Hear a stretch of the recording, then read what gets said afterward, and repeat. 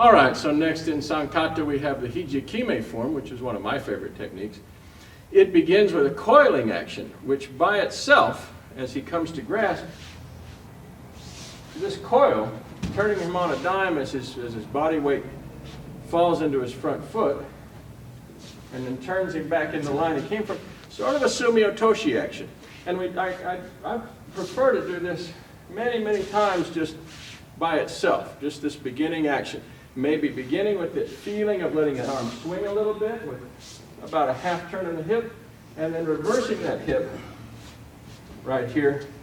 Maybe let's do it from this side. Let's see a different angle. Yeah, and looking at the body dynamic and the timing of his power coming on, you're accepting that a little and then reversing him back in the line he came from.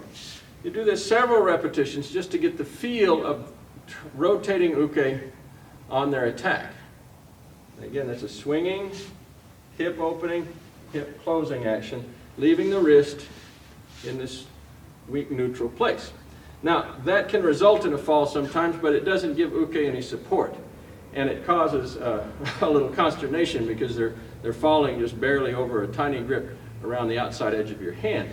So to create a little motion of support and to fulfill the technique more properly, we pick this up a little higher. So begin with your turning action on uke, this turning action, and then work from that flat plane into a more vertical representation of it. So we're actually bringing this up in our center line, right up the middle. Pretty much straight up to its natural range of motion. That's where the second hand will insert and make nice position. So now we have a Hiji Kime coil going along his shoulder and his elbow, basically doing the same job as Kodagaishi would, but doing it from a higher position. And this is what scares people a lot in the ukemi for this. So I recommend getting a crash pad for many repetitions and getting used to the fall and being very careful as Torei to not be putting extra power or cranking into it to make the throw go. The dynamic of the throw, once this coiling position is set up here at the top, let's just watch that coiling up, reaching up on the outside and pushing with the edge of the little finger, side of the hand, for the position of the throw. The throw uncoils in a forward step very often, or with a kneeling form. With the forward step, to begin with, you can just release them out of it and let them take a forward roll. And just get used to the basic line of the fall. And just release them out, forward throw. You can also progress from there into the full-bodied otoshi. Just retaining their hand as it goes through space a little bit.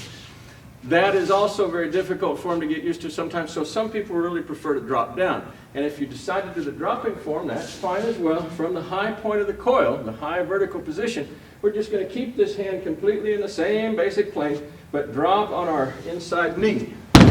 And this creates a very nice function of Hiji Kime throw as well.